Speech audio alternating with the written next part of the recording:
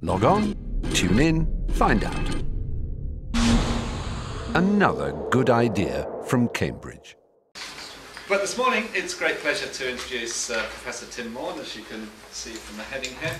He's from the University of Cardiff, and he's does research, but also clinical work in alleviation of cancer. So he's really working at the sharp end of things. And it's great, actually, that at this meeting we've got theoreticians, if you like, as well as people actually working with these issues on a day-to-day basis. So we're really looking forward to hearing his insights into that. He's, as I said, now at Cardiff. He's been at various other places, including working in Sudan. And he's had a lot to do both with planning clinical studies and also with government investigations into how to deal with some of these issues. So he's got a wide range of experience, and we're really looking forward to what you have to tell us today. So over to you. So I'm coming to you with sort of on three platforms, I suppose. One as somebody involved, I hope, in medical advance. So I do work in clinical research. My current project is active in 110 hospitals across the UK, treating people with advanced bowel cancer, which is what I do. And at the end of life, my patients are not exclusively, but quite often, people who are not curable. And so, though I'm looking after them in an active phase of their management, I'm also looking after them as they come to the end of their lives, and I'm therefore involved in conversations with them, and work closely with our palliative care doctors, who are led by Professor the Baroness Laura Finlay, who you may have heard of, who's active in the House of Lords and has very much led the charge against the introduction of euthanasia. He's a good friend of mine. And in terms of ethical issues, I come to you as a Christian, and I've been a Christian since I was a teenager, and we go to our Anglican church in Cardiff. So that's sort of the perspectives that I come to you with. So medical advance, I don't know who we're talking to here. I know that some of you are biologists, some of you are scientists, but when I was an undergraduate here, these guys invented these things called monoclonal antibodies, and I used to walk past their lab on my way from Corpus to the Downing site. And much of what we do in cancer therapy at the moment, 1/4 of all new treatments are antibodies, these things that were invented in this city 25, 30 years ago. And one of my projects at the moment is looking at the variation in the DNA repair enzymes across the human genome, so very much building on the sequencing of the human genome. And we're working towards trying to individualize medicine to try and identify who particularly might respond to this particular therapy as opposed to that particular therapy. And people working in that environment see medicine very much as a technological thing. It's not medicine as an art, it's medicine as technology. And it's very exciting, I love it, and it's been a great career to be in. But I think we live in a society which is very challenging, and things are changing. And that's influencing people's attitude to death. So you can just look down these and you can see that these are all fairly self-evident. And I think the particular one I'd pick up, this one down here, death is unknown and frightening. For most people in society, death is something that they have very little experience of. It's usually it's somebody very close to them. Very often it's a traumatic experience, complicated by the whole grief process, which colours all their experience of that event. And so death is something that they have no familiarity with. They don't see death as something that's peaceful, that is natural, that is the end of things in this life, and is therefore frightening and something to be not thought about or controlled or dealt with in some sort of way that helps people cope with that fear and that sense of the unknown. And in our hedonistic society, suffering is seen as the ultimate, something to be avoided at all costs. So you can see the way people begin to think that they want to control their death and the associated suffering that might come with it. Along with that, there are changes with medicine, increasingly a materialist approach to medicine, seeing the human body as a machine, an interventionist approach to medicine. And what I mean by that is that more and more can be done, and therefore more and more should be done. And so often the reflex in a situation is to intervene. And we see it again and again. And just to give you an example, 2 weeks ago one of my patients had a catastrophic stroke on our ward. This was a patient of about 60 who was on a curative therapy for a lymphoma, so it's a curable cancer. And she was very, very ill and was almost certainly dying. I was away at the time, but my team's reaction was, we must get her to the intensive care unit, and we shot her off to the intensive care unit, and we were wanting to intervene to see if we could save this situation. Thankfully, the critical care consultant, when he got there, saw the patient, realised this patient's actually dying, there's nothing we can do here. And that was a decision, an ethical decision at the end of that lady's life, where the reaction was to intervene and throw all of the technology at her to rescue her. The right thing to do was to recognise that a catastrophic event had happened that was irreversible and she was going to die, and so she died peacefully 24 hours later. But time and time again, people will intervene. People will intervene with tubes and other medical technologies because it can be done. And I think one of the most important things we need to be learning about and teaching our undergraduates about is the rightness of not intervening. When is it right not to intervene and to allow things to take their course? And of course, I don't have to tell you that we live in an environment in the UK, but across the world now, where we're living in an economically constrained healthcare system. And that means that economics plays an impact on all our decision making. All our decision making is influenced by it, and therefore things that are cheap are recommended.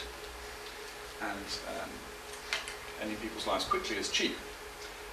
And I think that medicine, to a large extent, is withdrawing from ethical leadership, so that doctors, the voice of the medical profession in society, has nothing like the ring of authority that it used to have. We're just an opinion group who actually have a particular view which actually maybe stops us being able to take ethical leadership, although there is still, I think, great influence when doctors do agree. It does not happen. So it's my experience that most people faced with a disability or with a severe terminal illness want to continue living. That actually there is a tremendous drive to continue.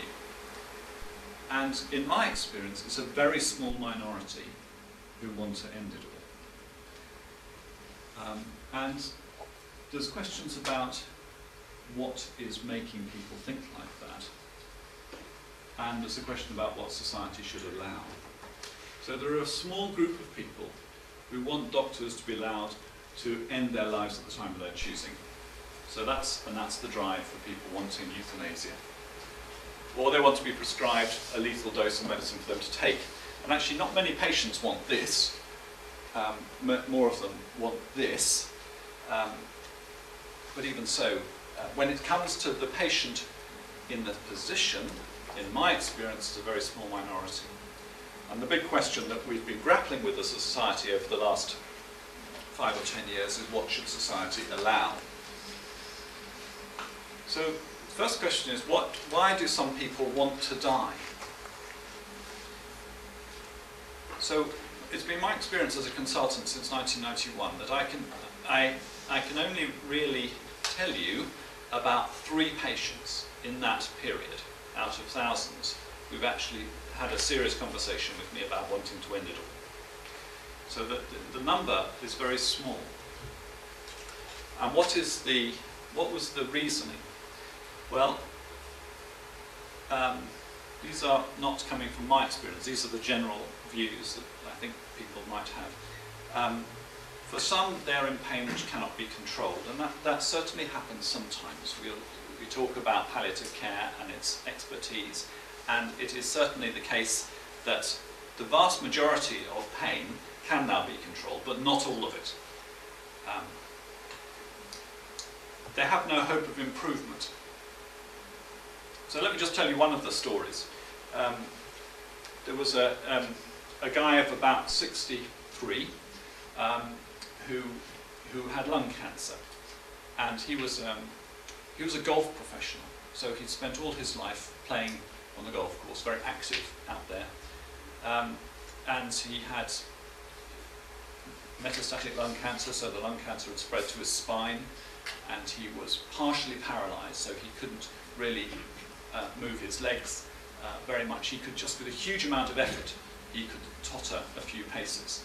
But his lung cancer was affecting his breathing so much that he couldn't breathe enough to gather that effort. So here was this active man whose whole life had been defined by his activity, who couldn't walk and couldn't breathe very well. And he just wanted to end it all. He could see no point in his continued existence. And he was really quite serious about this.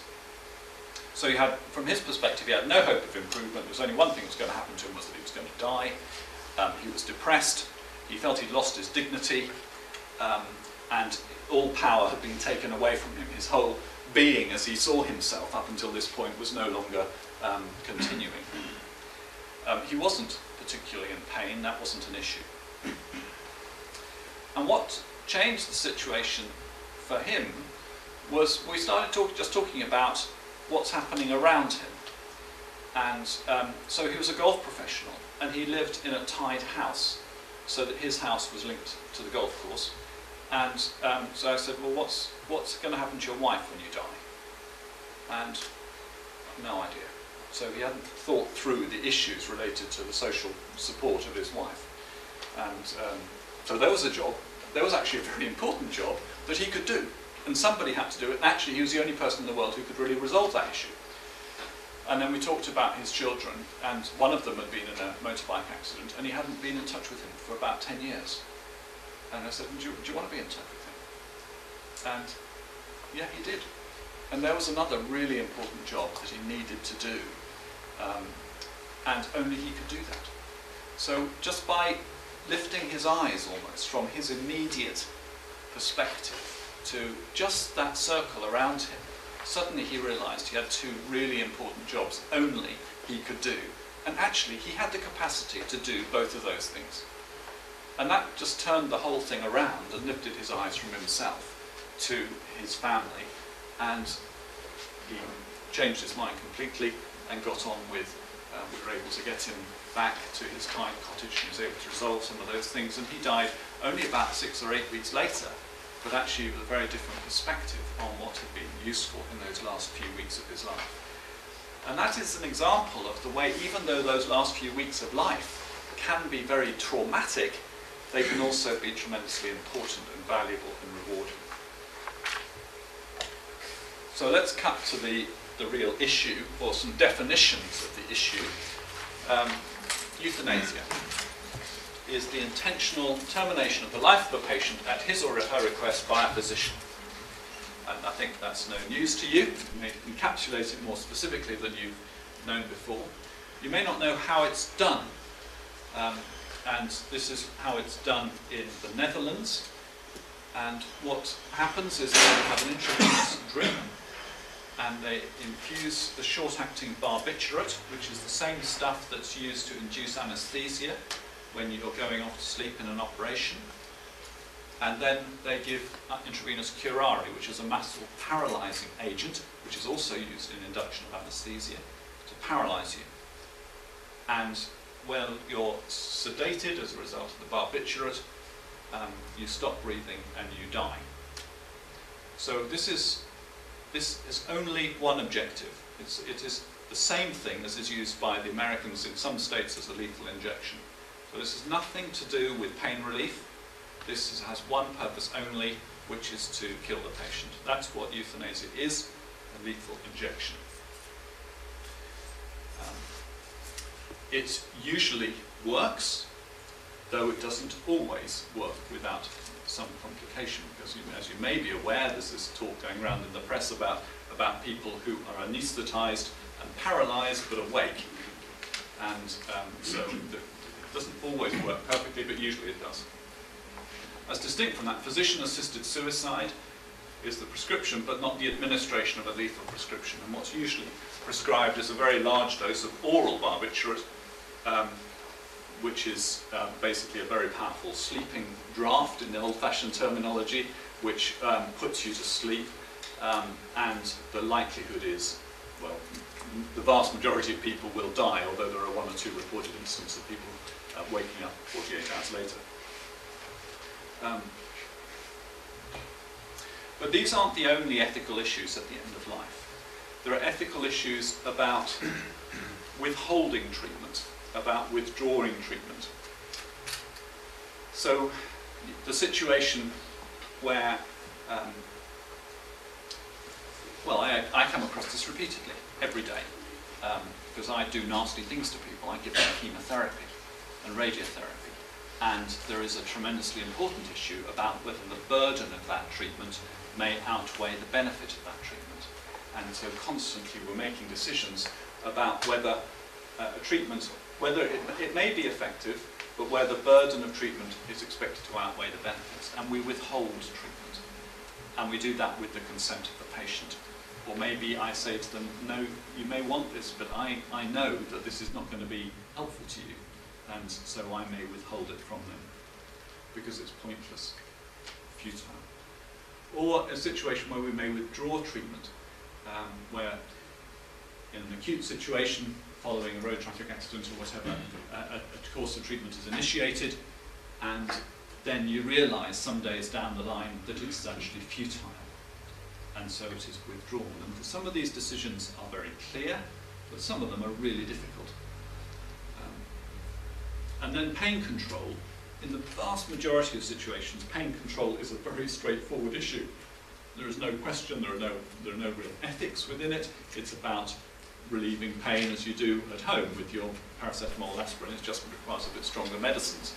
But there is a particular situation where it does become an ethical issue, where the patient's pain is such that the only way you can control that pain is effectively to sedate them so that they're not conscious. And that's a situation which is called terminal sedation. It's a very rare thing to have to do, and I'll come back and talk about that. So these are the sort of issues that occur. So a word about the principles of pain control, because it saddens me how many people get muddled up about this. Indeed, Lord Joffe in his bill got muddled up about this.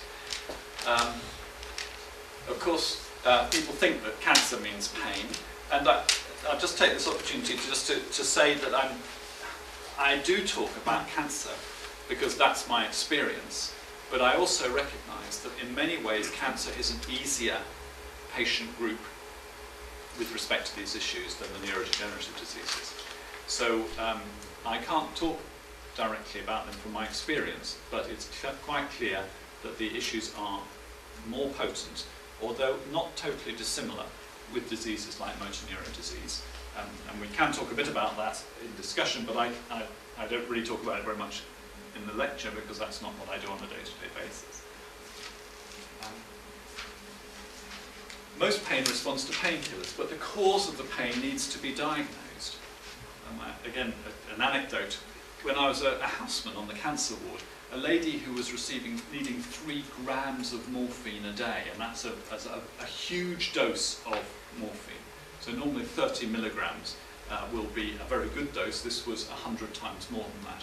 She was in severe pelvic pain, and I managed to get to the bottom of it, and she had an abscess, and we drained the abscess, and we could drop that dose 100-fold in 24 hours, and she woke up and she was free of pain. So you don't get the diagnosis right, you won't get the treatment right. And it's just the same as in everything else in medicine.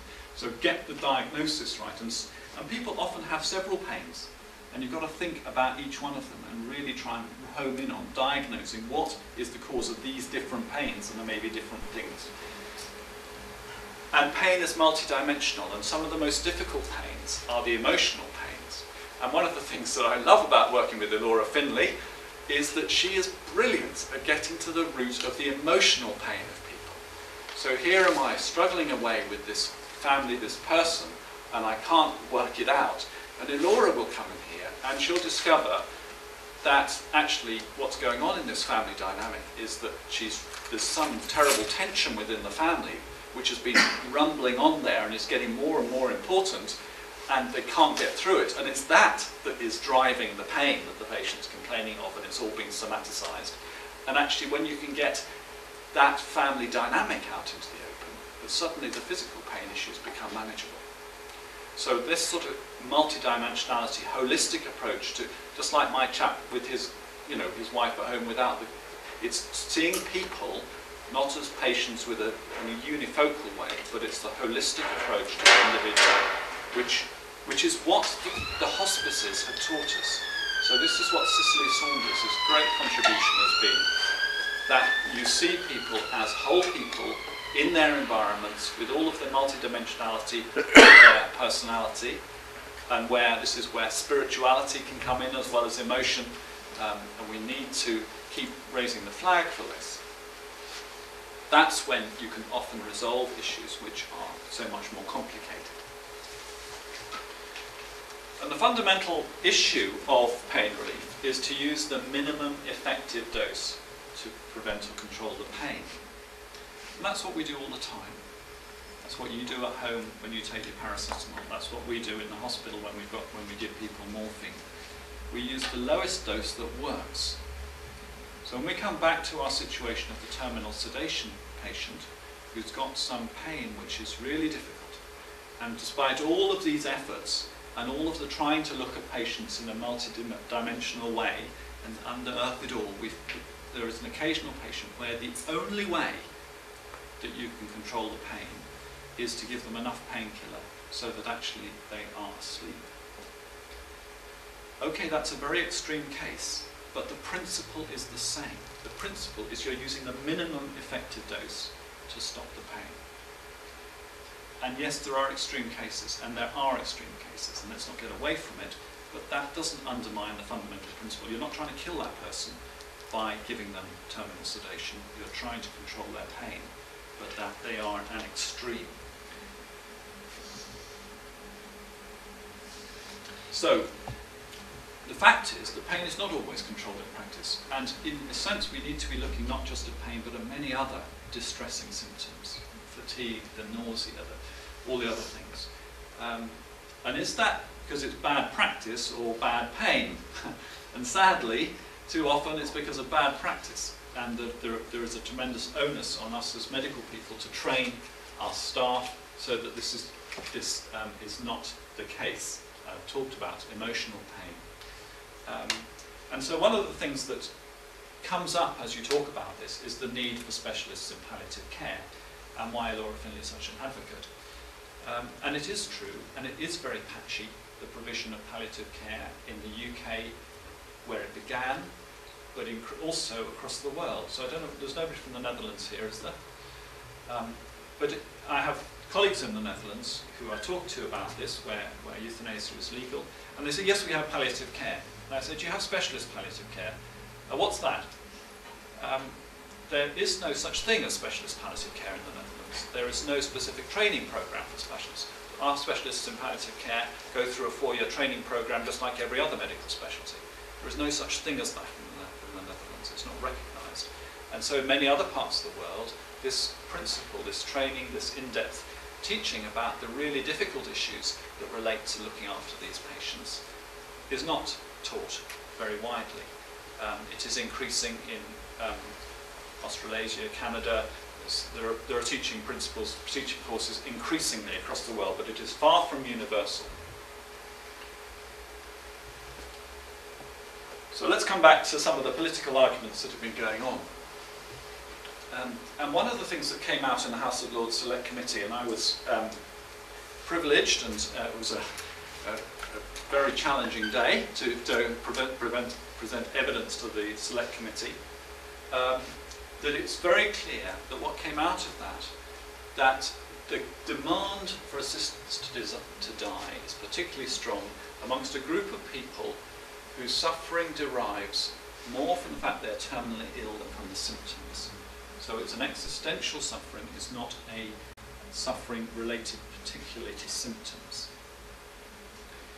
And So what is all this about? It's about the fact that individuals who are now facing a situation where they are not in control, where they perceive that all of their dignity, what they see as the dignity that they have lived with all this time, is being or has been destroyed.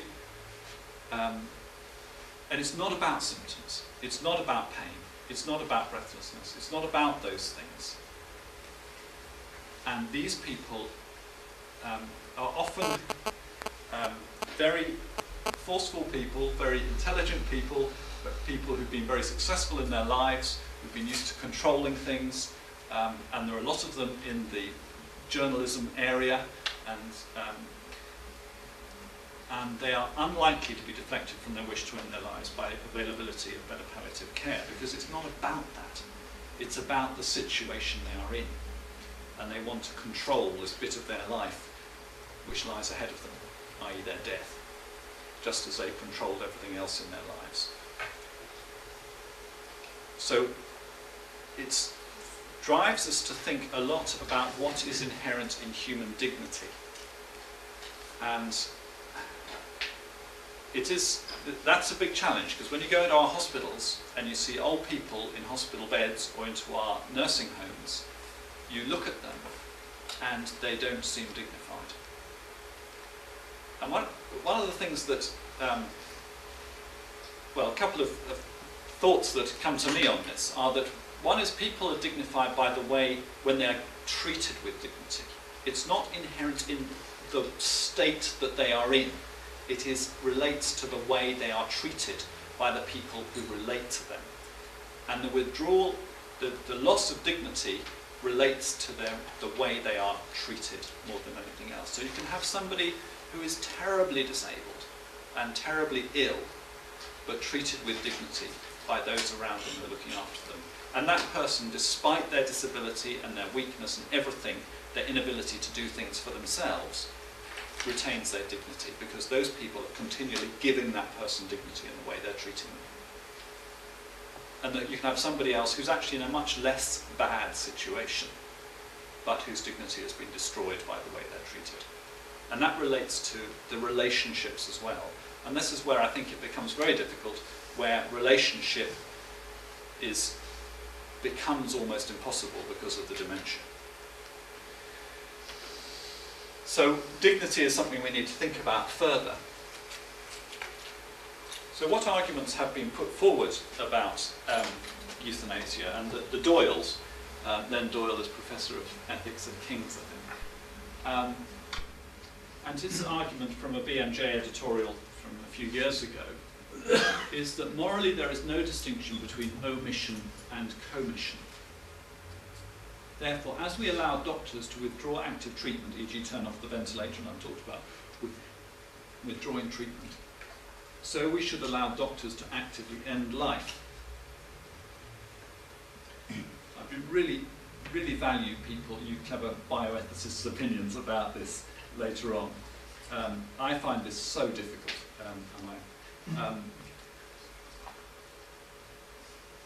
because I fundamentally disagree with that, but I'm told that I should probably agree with it. The withdrawal of life-sustaining treatment from a severely incompetent patient implies a judgment that life is not worth living. The Bland case. Are you all familiar with the Bland case? Tony Bland, who was a supporter of Sheffield and was damaged in the stadium disaster. A young man who had brain damage, was in what's called a persistent vegetative state, and so was living sustained by tube feeding for about, I think he was like that for about 8 years, and an agreement, well, the family, with the support of the medical staff, put to the High Court that they should withdraw his feeding, and the judge agreed, and so the nasogastric tube, the feeding tube, was withdrawn, and he died about 15 days later. So the sense was that Tony Bland's life was not worth living. He was better off dead.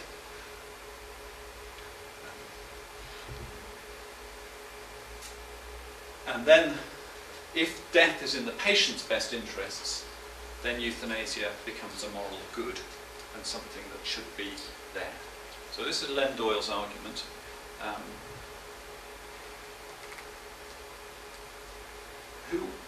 Whose benefit was it that Tony Bland stopped living? Actually, he wasn't, as far as we know, he wasn't suffering. It was the suffering of his family and the medical staff and the economic drain on the system, but he wasn't suffering. So he wasn't better off dead. His family were better off with him dead. And maybe society was better off with him dead, but we need to think about the patient here, not the other things. Margaret Branthwaite is a lawyer, a medical lawyer, who's very active in this area, and I was again privileged to be involved in a roundtable debate at All Souls, Oxford, with most of the protagonists of the euthanasia section. Margaret was there, a very forceful lady, and she's a strong supporter of euthanasia. So if English law endorses the right of competent adults to withhold or withdraw consent even to life-sustaining medical treatment, then surely that principle must apply, that autonomy is the driving force here. If a few people really want to have the permission to have their life ended, why should we not give them the same respect, so that they should have the same degree of self-determination as those who can end their lives? The argument from autonomy. So autonomy is the major driver from the legal perspective. And as you're aware, there's been a major drive towards this. So in the Netherlands, you will be aware, euthanasia is legalised, as it is in Belgium. It's legal in Oregon. It was briefly legal in the Northern Territories and Australia. We hear the regular stories in the news of patients who, they're mostly patients with motor neurone disease. They're patients who are members of the Voluntary Euthanasia Society, or Dignity in Dying as it's called now. And Diane Pretty was the first, Reginald Crewe was the second, and there have been others since. Very high profile cases where there's been agreement with the family and the patients to publicise their concerns and their death.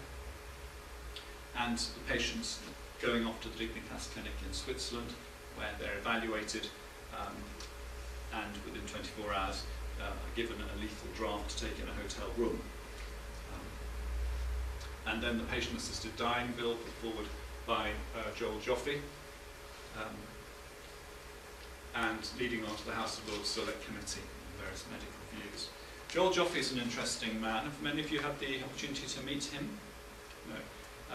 He was Nelson Mandela's lawyer in the Riveronian trial, so comes with really high spec as a human rights activist. And I had the opportunity to chat with him for an hour and a half as we travelled back in the train westwards from one of these meetings. And when he left South Africa, he came here to work as a young lawyer in the UK with his civil rights, human rights sort of hat on. And he thought, the Euthanasia Society, that sounds good, that sounds like a good organisation, I'll join. And for 25 years he was a sleeping member, didn't do anything. And then they phoned him up and said, look, we've got this bill, will you lead it for us? And over the last few years he's led this process. So he's a very charming, brilliant man. And what struck me was that he had no experience of being with dying people. It was all entirely theoretical. I asked him what his experiences were, and he had none. I offered him to come and be with us in the clinic, and that never led anywhere. But he is so he's speaking from a theoretical position.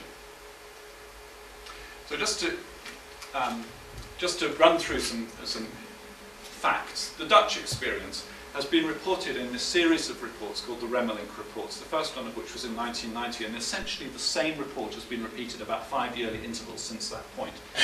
And this first Remmelink report identified 3,700 reported cases of euthanasia in the Netherlands. The striking thing was that 1,000 of those was terminated without a specific request. So what had happened here? What had happened was that the decision, the policy that this should be available at the specific request for the patient had even almost immediately changed, so that it was not the request, but it was the condition of the patient that was making some of these decisions happen. So the life expectancy of these patients mostly was very short. 20% it was 1 to 4 weeks, 8% it was greater than 4 weeks, and anybody in medicine will know the more you do this, the worse you are at it. And so what was going on here?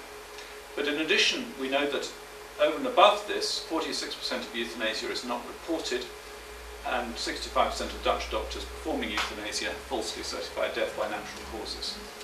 And the total background now is that about 1 in 17 deaths in the Netherlands is through euthanasia. So it's common. It's underreported.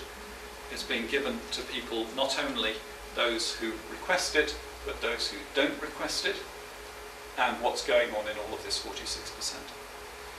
When I talk to my oncology colleagues in the Netherlands, who are great people, very good doctors, they say, yes, no, this is a good thing to do, because we control it very carefully, it's all very regulated, there are certain patients who really want this, and it's a very tough thing to do, but it's part of our service to these people, and we cannot walk away from it. And in their hands, they see it as justifiable, and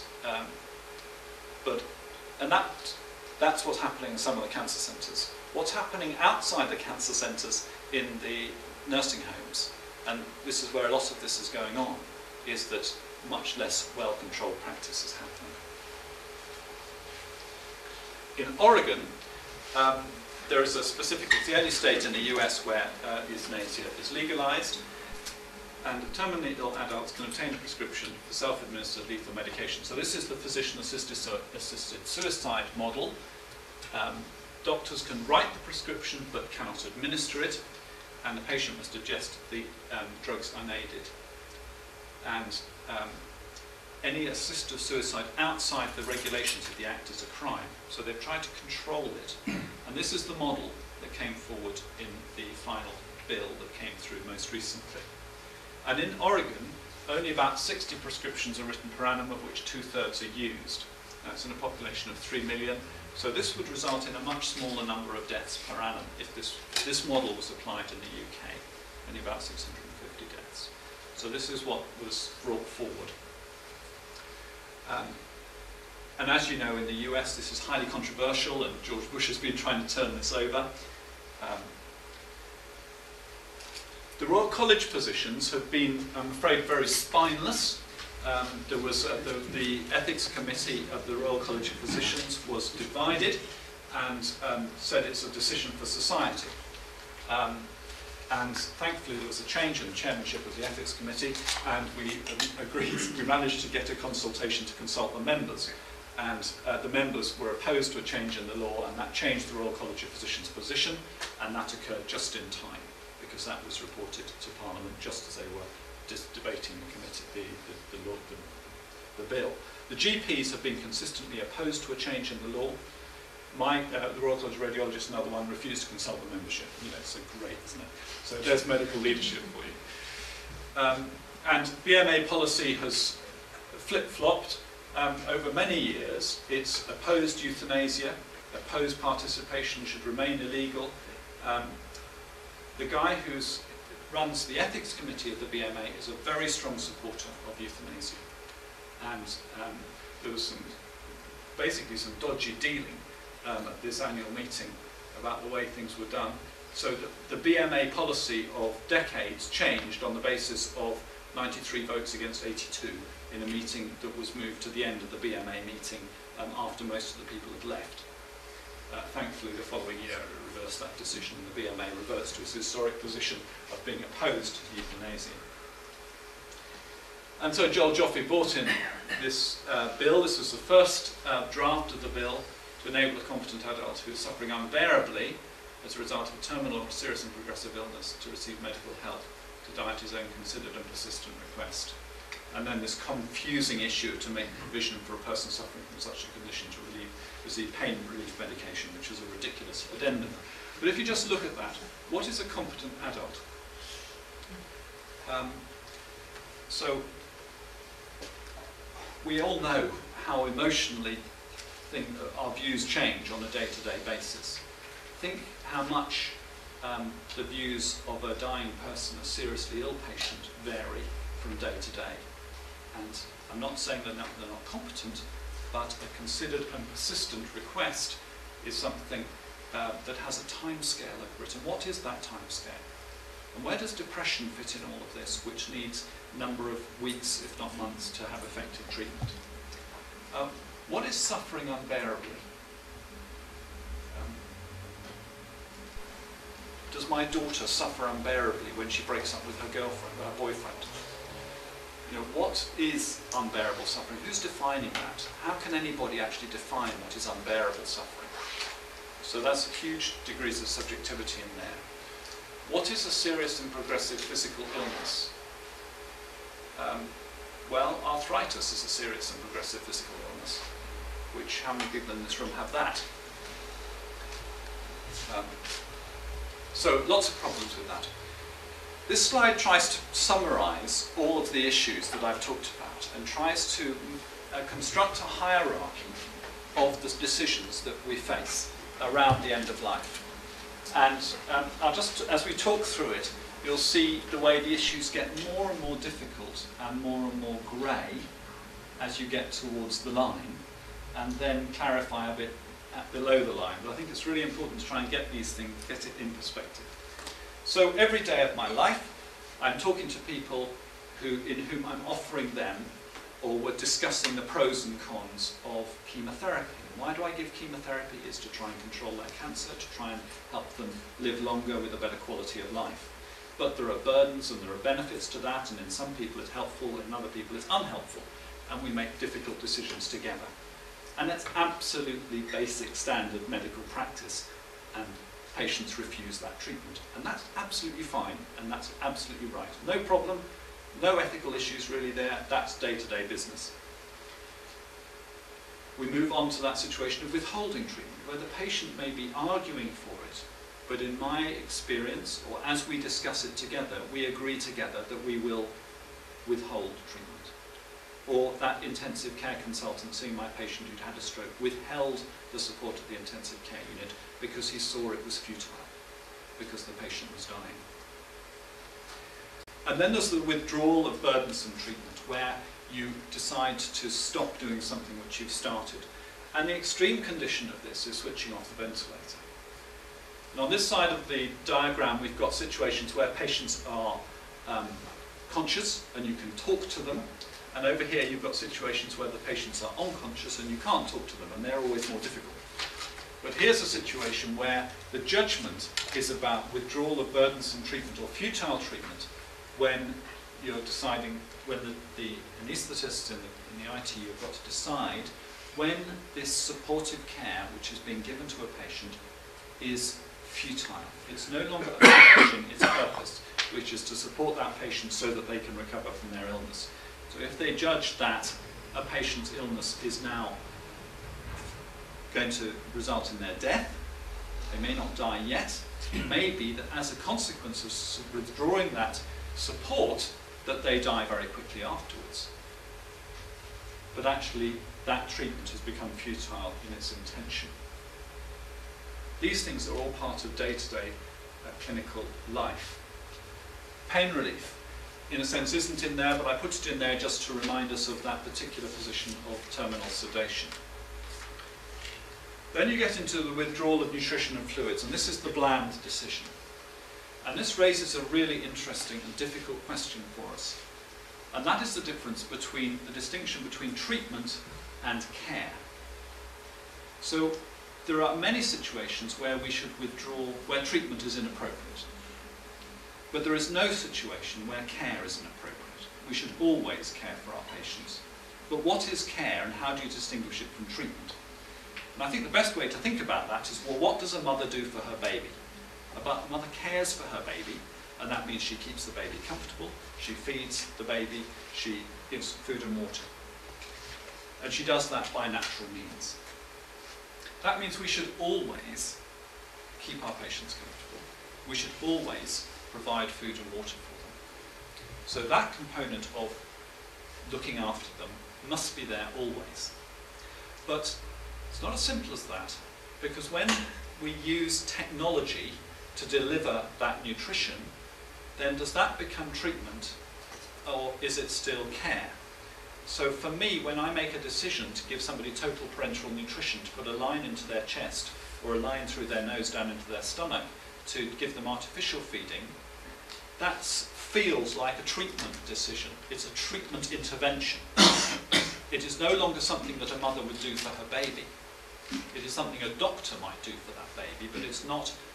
So has it become part of treatment rather than care? And I think this is a very difficult question. I'd love your views on it. Because it's my view is that once you have to medicalise the intervention to deliver nutrition, it's become a treatment and it's no longer routine and basic care. And therefore the decisions to withdraw it fall into the same category as the decisions to withdraw treatment. But I'd love your help on that, because I'm not sure that I'm right and I feel fairly wobbly. And then you get the next one down when you're talking about assisted suicide. So here we are, here's somebody who's conscious and they've decided that they want to end their lives. And I'm going to give them something with which they are able to end their lives. And then we get on to voluntary euthanasia, and that is the situation which is in the Netherlands, where doctors are administering a lethal injection to patients. And along from this is non-voluntary euthanasia, because it seems that if you're doing that one, you're going to do this one. And that is where patients who are in a very bad condition, may be not conscious, may be comatose, may be very demented, not able to cope with their decision. If this is illegal, then this starts happening. And finally, involuntary euthanasia, which is when people are being executed. And the question is, where's the line? Is there any distinction? So Len Doyle would argue that if this is an act of omission, and this is an act of commission, and there is no difference between this and this, we should allow everything. But he doesn't go down to here. But so he says that there is no distinction between these decisions. And I find that completely ridiculous. The line is there now in the law. So Bland allows this, although it's still subject to High Court ruling. Assisted suicide is not allowed. What the Joffre first bill tried to do was to make this legal. This is what the situation is in the Netherlands. What some, particularly Christian people, would want to do is to change it to make the Bland decision wrong, that they want to make that an illegal act, so that we are compelled to continue treating with nutrition and fluids, even if it requires invasive intervention. And what the latest Joffre bill attempted to do was to put the line there, under assisted suicide. So where does this line sit? Where should it sit? My own view is that it's in the right place now, and we should leave it where it is, and we need to argue that defence. But those are the issues.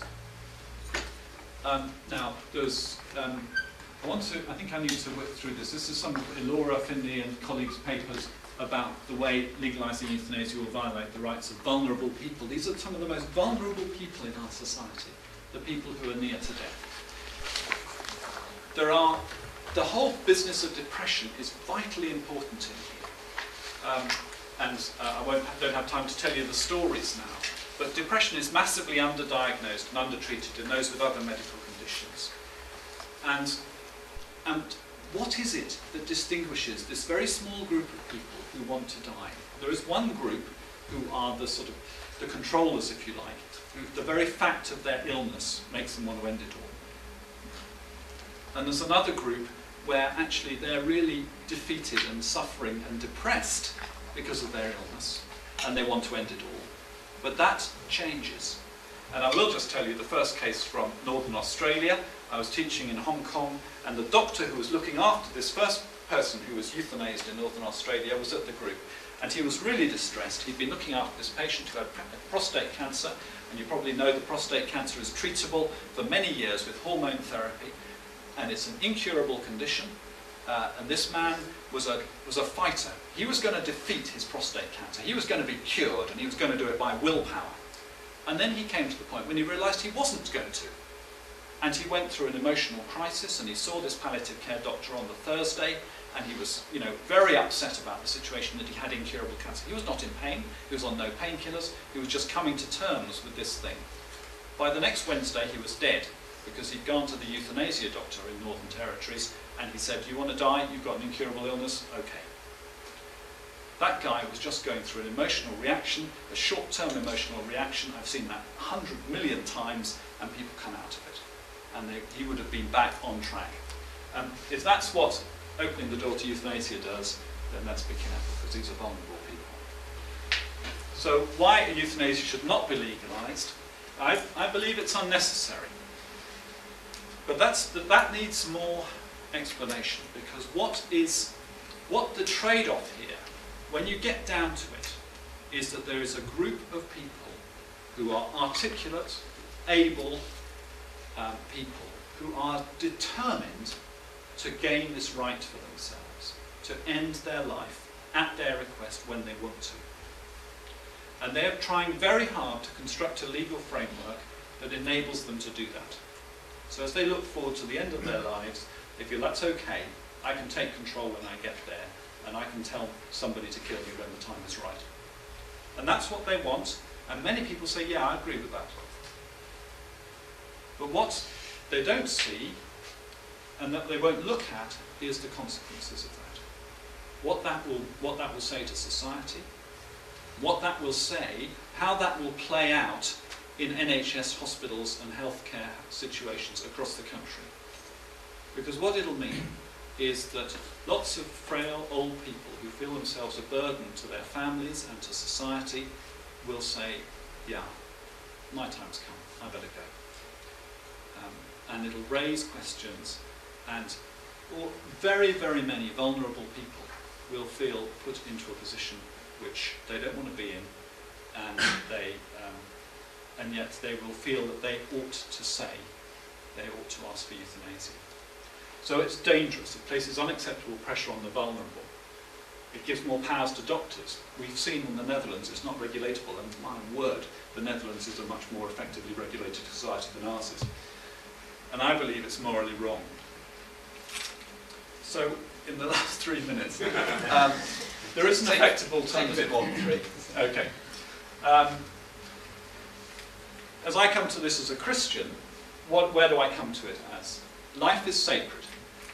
God has given it, and it's not ours to take away. We know that death is inevitable, and so many people in our society just shut their minds to that. They just don't think about death. They don't want to think about it. And doctors think that, many people think that you can put off death, and they think if we intervene, we can stop it. If we intervene, but actually death comes. And one of the most important things, it's like we're walking a tightrope, and on this side, the medical establishment is going down an over-interventionist route, which is wrong. And that's generating a lot of the problems where we're sticking tubes in old people who've had strokes, and we're doing all sorts of things to people to keep them alive when the end of their life, with more a care-orientated approach, they would have died. And that's okay. It's all right. People will die. We don't have to intervene. We don't have to do all the things we should do. And on the other side is euthanasia, where we're saying, well, they've come to the end of their life. Let's just kill them. It's a very Christian and very unpopular thing to say. Suffering is not the ultimate evil and can be redemptive. How many times have we seen the change that comes in people's lives when they've been through a time of suffering? And it's, I don't say that lightly. My son has been involved in a very serious motorbike accident, and he's in chronic severe pain because he's got what's called a brachial plexus palsy. His right arm doesn't work. But that suffering that he's been through has deepened him as a person. And we see this all the time. So, yes, we need to be utterly engaged with these people, involved with them, and expressing that Christian compassion, and not just standing back from it. But let's not imagine that suffering is the ultimate evil, and that's what Jesus did for us, after all. The concept of palliative care is a profoundly Christian response in this environment. So it's treating people with the dignity that they require and they deserve, seeing them as whole people, even in the intensity of their suffering and their loneliness. It's not about cure, it's about care. And we should be very proud that it was in the UK that this developed. And we should be doing everything we can to support it and get it disseminated right through the NHS, right through all of those home care situations and right through the world. And people are trying to do that, and it's happening. But it is a profoundly Christian response to this situation. So I think we do have some challenges. I believe we should be upholding the sanctity of life at its beginning and its end. I don't think there are easy answers at either of these extremes of life. And what I've tried to convey to you is that there are some really hard issues here, and there are very grey cases, and let's not think that this is all black and white and simple. We need to face the inevitability of our death, as well as everybody else's death, and actually be attuned to that. We need to beware over-interventionism. And we need to be encouraging one another in our churches and in other situations to get involved in this and not just leave it to the professionals. So to come to the specific question that we are addressing this weekend, ethics on the frontier of science and religion, of science, is religion a help or a hindrance? Well, I think Christian religion provides a clear moral basis for concepts of human dignity and worth. And that's central to all of this. It's the way we treat people that gives them dignity. We see the dignity of God in them, however difficult that is. It does provide a strong motivation to care for the vulnerable, and all down Christian history we've seen Christian faith making that difference to people's lives. It enables us to recognise that death is inevitable. And I think that helps me to have the perspective of saying, when I see my patients, I often have conversations with patients saying, look, you know, the end's in sight here, and should we talk about what's going to happen? And to actually talk about dying, what it's going to be like to die to a patient. I don't know how many of my colleagues do that, but I'm sure it's because I'm a Christian that I can know that death is something that's so real and so unavoidable and not something to be frightened of, that helps me to do that. I think religion can hinder in this situation if it makes people fail to recognise shades of grey. If everything is black and white and cut and dried and you don't engage with the difficulty of these issues. What is terminal sedation? Is that, you know, what are we doing there? What's happening with the... Let's really engage with these difficult shades of grey. And finally, some questions that I had to myself as I thought about this, just even yesterday. Does the imposition of my views based on my faith make me a moral imperialist? Is that what we're doing here when I go and talk at the House of Lords Select Committee? Or is my position that, you know, my faith gives me a strong basis for my views, which I then advocate, believing them to be the right thing for society as a whole, and therefore I take them, my Christian faith informs my views. And increasingly, if my faith makes my views unacceptable, what does that say for freedom of speech? And I think we're getting to that position in our society sometimes, that if I acknowledge that my views are based on my Christian faith, then immediately my views are rubbished. And that's dangerous and sad. So thank you for listening. I'm going to stop there and hopefully have some good discussion.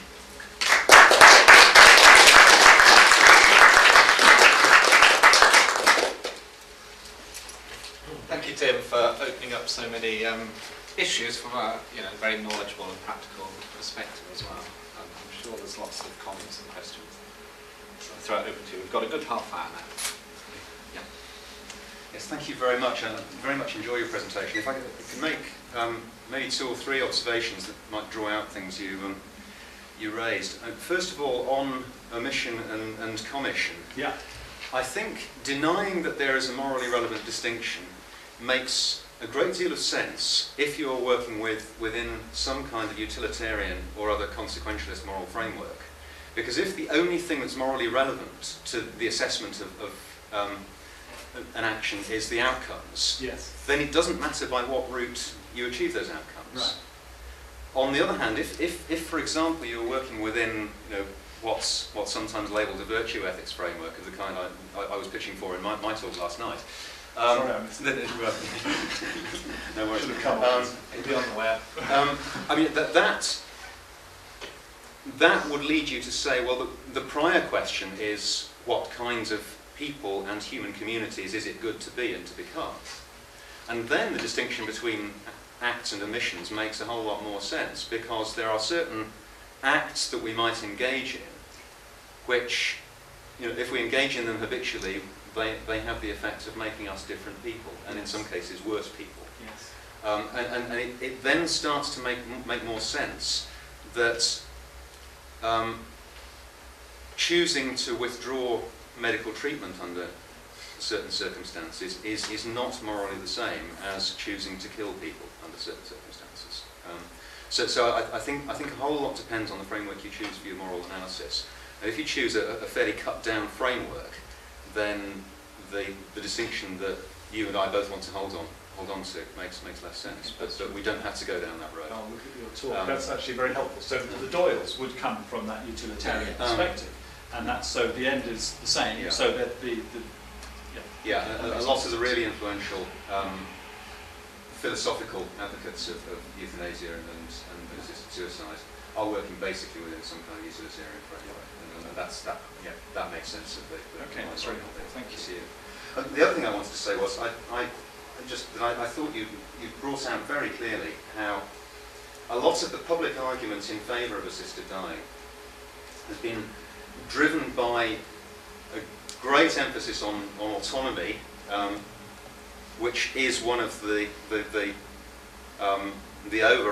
overriding values in societies like ours. But the argument that's motivated by autonomy then trades on very emotive and powerful appeals to compassion, using the hard cases that we've all seen a lot about and heard a lot about in public debate. But that in turn trades on unrealistic expectations about what the healthcare professions can do. I thought I was very struck by something very wise that I think was said in the Association for Palliative Care Medicine's submission to the Joffe Select Committee, where they said that something to the effect that we're self-deceived if we think we can relieve all suffering. This is simply an unrealistic expectation, and we're wiser as humane doctors and human beings to accept that there is some suffering that cannot be put an end to, and that part of our business, I'm paraphrasing, but I think this is what they were getting at, part of our business is to give people the resources to bear suffering. And I think if you have that kind of insight, then there are obvious connections that a Christian community with its distinctive character and ethos and story can make with that. Because there are a lot of Christian ethicists who will say very powerfully that is one of the most important contributions that a Christian community and its ethic can make in this kind of area. So yeah, thank you. That's really interesting. Yeah. So I mean, the palliative care submission, many of the people in that community are Christians, and it's very much not all, by no means not all, but it's very much built on the Christian ethic. Yeah. Okay. I think that shows very powerfully. Yeah.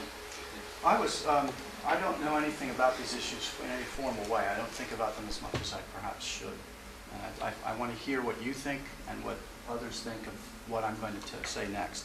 When I was a graduate student years ago, I just stumbled upon an essay in a philosophy journal in which a person, a Christian author, I can't remember who it was making an argument for what you called, I think your term for this was voluntary euthanasia. Yeah. Or assisted suicide. I'm not sure whether it would be both or just one of these, based upon the golden rule, under which a person really desires this for themselves. This is what they wish and what we do to that person. Do unto others as we would have them do unto us. But this particular person was saying, this is really what I want. Please do it for me. That sort of thing. How do you see that working into this?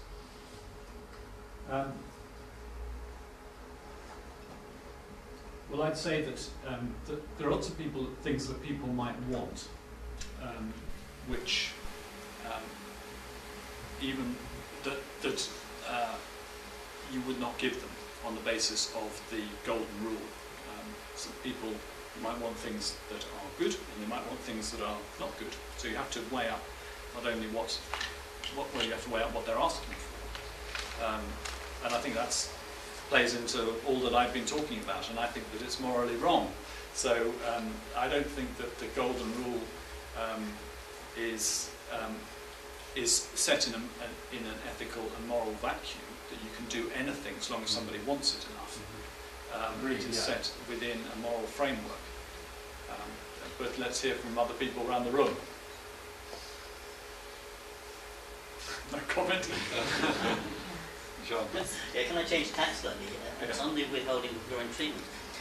There was a sense in which the Tony Bland case eventually became quite tidy, because his family and the other friends at Liverpool Football Club had accepted that Tony was no longer with us, and they'd lost him. And the doctors took it to the Lords just to make sure that they had the law on their side. But it can be messy than that. What about Charlotte Wyatt, where the family are opposed to the doctors? Yeah. What do you do in such cases? Can you explain the case to people? Okay. So Charlotte Wyatt was a case of a baby who, correct me if I'm wrong, born very prematurely, who had a lot of medical problems, and there was something about her condition which led her to have episodes of, I think, cardiac arrest, and she had to be resuscitated from cardiac arrest on repeated occasions. Is that right? I think she was fitting as well. She was fit, yes. And the doctor's view was that this girl was effectively dying, and that what they were doing was resuscitating her back to a life that was effectively over. So it was they believed that they were over-intervening in the terms that I've used today. That they were doing something which could be done, but they did no longer think it should be done. And the family was saying, she's our daughter, we must pull out every stop, and there is no way that you should stop doing this. Now, that's my understanding of the sort of the standoff that there was between the two. What do I think about that? I didn't have a formulated thought about that case. And, well, one thing I would say is that it is vital that people communicate together, so that the doctors and the nurse and the families have got to communicate. And so in that situation, there was a breakdown in the understanding of the issues between the medical staff and the family. So whatever had happened there, they were not operating on the same ballpark. So the doctors had failed in their abilities to communicate to the family. And that's a primary failure and a fundamental issue, and most medical complaints come out of that. So maybe the doctors had tried extremely hard, but the family were just not going to be persuaded. They could not see what was happening. I'd have to, yes, Michael, I'm struggling, so please. I'll give you a very low-level comment, Yeah. and this is not from expertise. Well, obviously it's far better in life 99 times out of 100 that things don't go to court and people, as you say, John, reach a genuine agreement. There can be times when it's quite useful because I've always thought, well, like some Jehovah's Witnesses who are not comfortable with blood transfusions, and we've got a system in this country now where almost automatically these situations for children of Jehovah's Witnesses under certain circumstances do go to court, and there's case law, courts deal with it quite quickly, temporary ward of court, get the problem sorted out medically, back to the parents. And in a funny sense, it can be quite useful for the parents because they now know what the outcome's going to be, that the child's going to live, but they haven't had to in any way give up their membership of the Jehovah's Witness community, their tenets of their faith, etc. So sometimes going to court and having somebody else give a judgment can be quite useful. I can see that. How does that help us with the Charlotte Wyatt case? Well, I don't want to comment We did go to court. Yes. Yeah. And did that help? Well, it helped in that the judgment supported the doctor's decision on 3 separate occasions. The reasoning was that the little girl was not going to have any life worth living, which is an interesting judgment to make because of her mental incapacity and her physical state, and she was likely to be suffering. But the family is still not accepting it.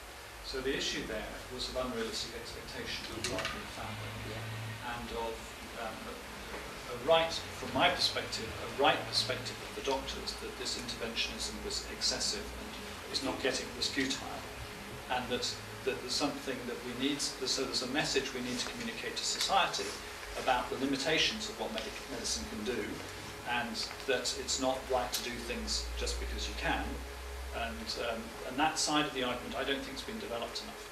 So. But it also, I think, emphasises your warning that we can't necessarily see things as black and white. Yeah, absolutely. Yeah.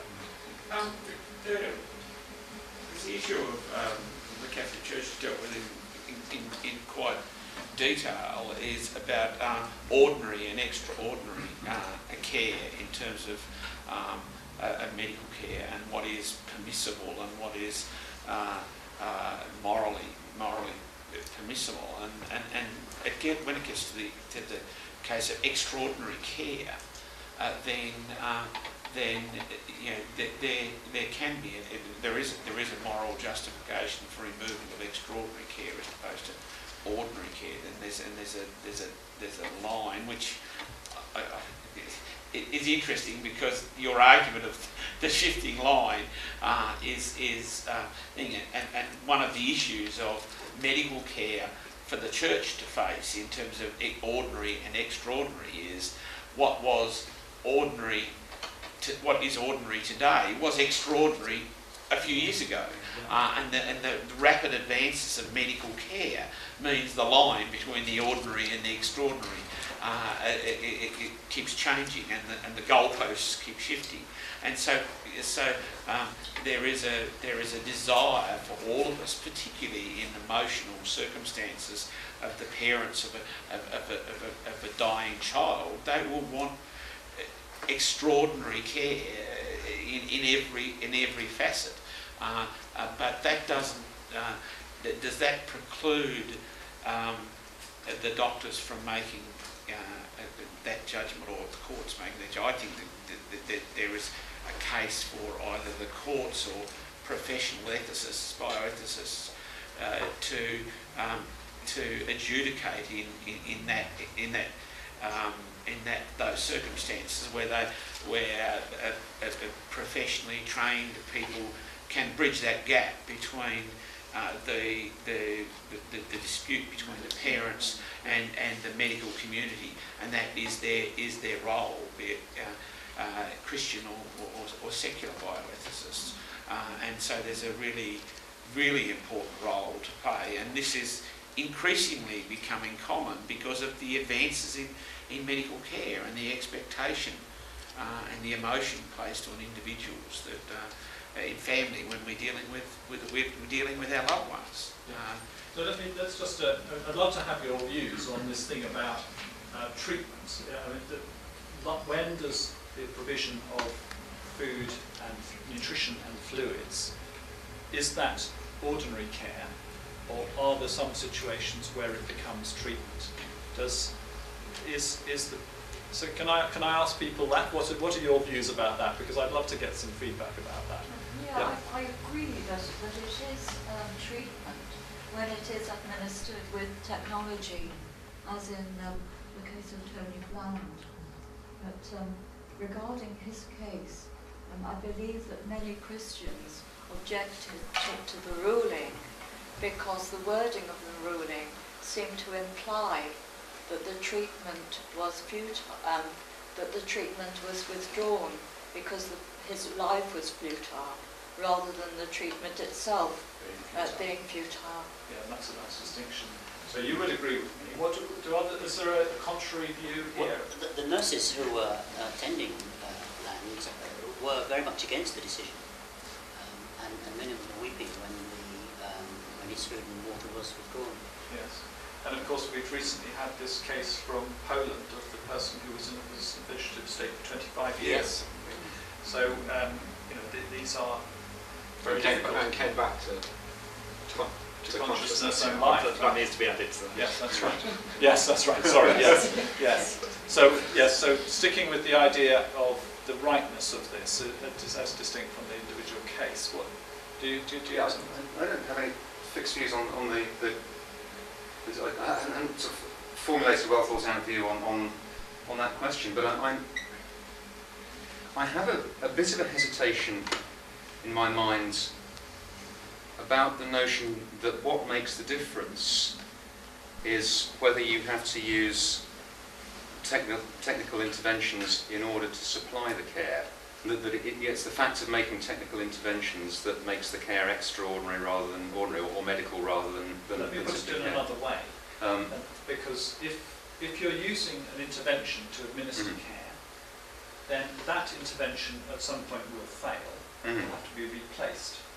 And if you replace it, what you would have to do to replace it would be a salt if it wasn't in a medical context. Yes. So sticking a needle in somebody's chest to put it, or in an arm to put a line in, would be assault if I came and did it to you against your wishes. So perhaps that just changes the angle a bit. Is it? So, I don't know. Well, I'm not sure it does, because you are working in a medical context, and the fact is that there's a prima facie reason for saying that one ought to supply ordinary care to anyone who needs it, including feeding and hydration. Yeah.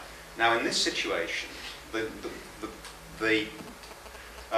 person is in a medical context where, in order to supply that ordinary care, you need to make a medical intervention, which, as you say, would be assault if you weren't doing it in a medical context, but the medical context, for the most part, justifies it. Now, the fact that you have to resort to those technical means in order to supply what would normally be obligatory care, I'm just a little bit uneasy about it being that fact in and of itself that that changes the moral status of the care that you're providing. Yeah, I'm trying to think of parallels in other situations, and the nearest one I can think of isn't a very good one, but back in the days of the Troubles in Northern Ireland, the justification that was commonly given for the presence of the British Army on the streets was not that they were a military occupying power, but they were there in order to restrain the violence to such an extent that the police could do their job of policing. Now, you might or might not think that was a convincing justification. I don't want, and I'm not sort of pitching for one view or other of the politics of that situation, but you can imagine situations where it would be the case that in order to allow, for example, a police force to maintain order in the sort of normal order of a civil society, you need to use some highly interventionist measures simply to make that possible. Does the fact of needing to use those interventionist measures mean that it's no longer obligatory to do the sort of normal policing that maintains the structures of civil society? I'm not convinced that it does. And running the parallel, does the fact of it needing a technical intervention, is that what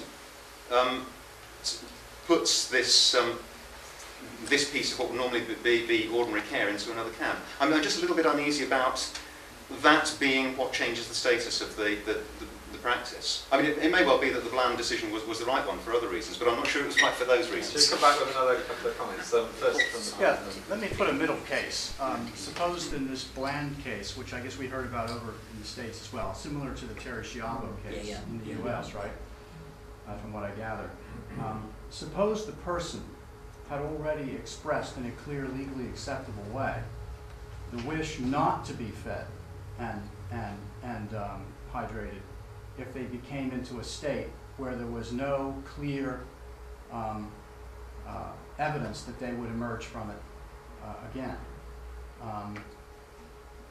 However that would be worded for a physician. Under which a physician normally would say, there's really nothing more I can do for this person.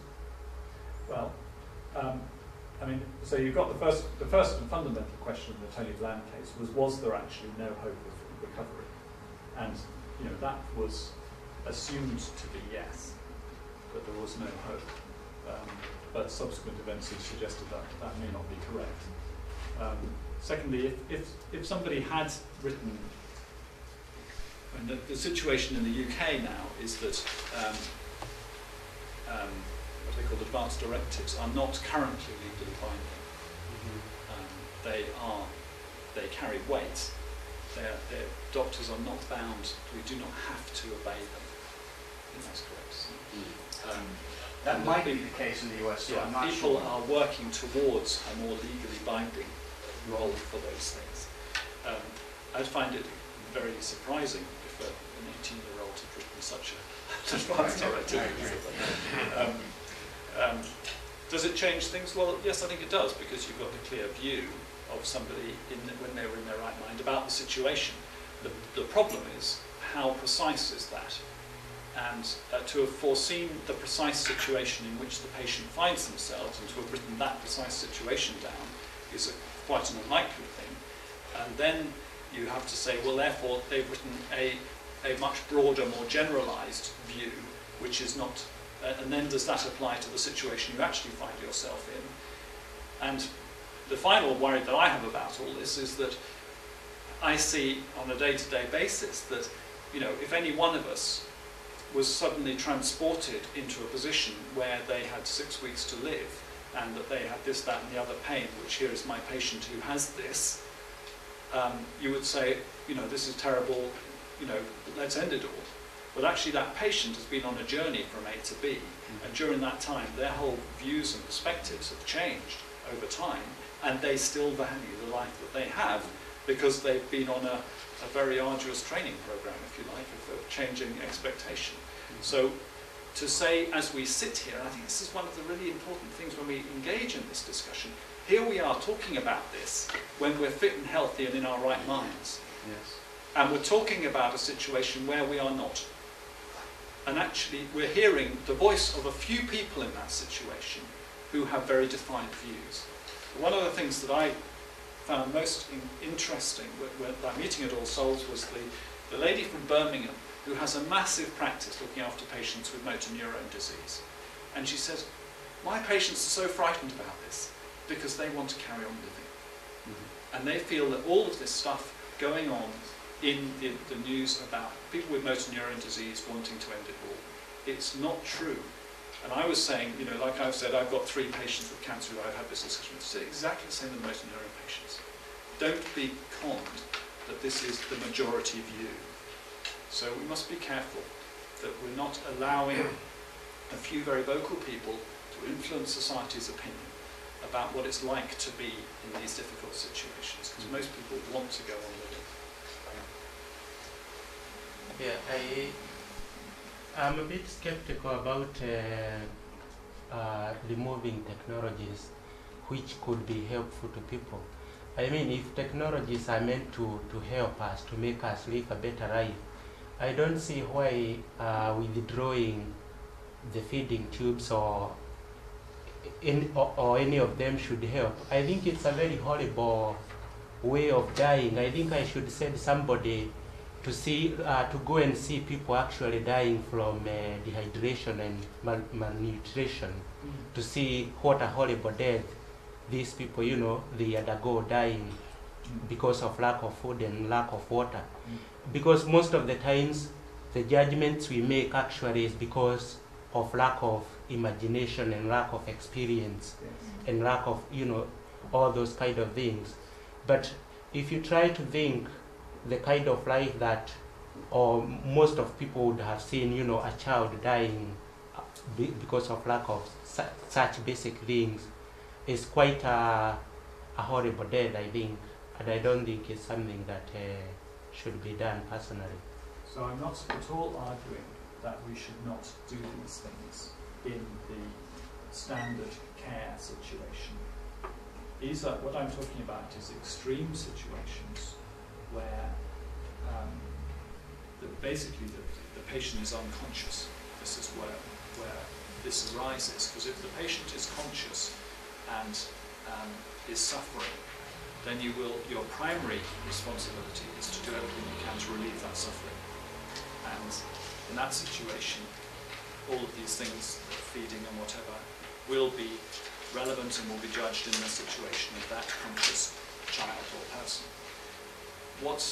The situation arises when you've got somebody who is essentially unconscious, who's out of it, and you're asking the question, is this intervention which you're doing to the patient, is it right or not? Is this treatment futile or isn't it? And there are some situations, very difficult situations, very grey cases, where where some people perceive that this treatment is futile. I mean, it is difficult on this, because actually, was Bland's treatment futile? Actually, it wasn't. It was working. It was keeping him alive. It was keeping him comfortable. And that's what its purpose was. It wasn't, his underlying state was very damaged neurologically, from which there may or may not have ever been a chance of recovery. But actually to say his treatment was futile, I think, is incorrect.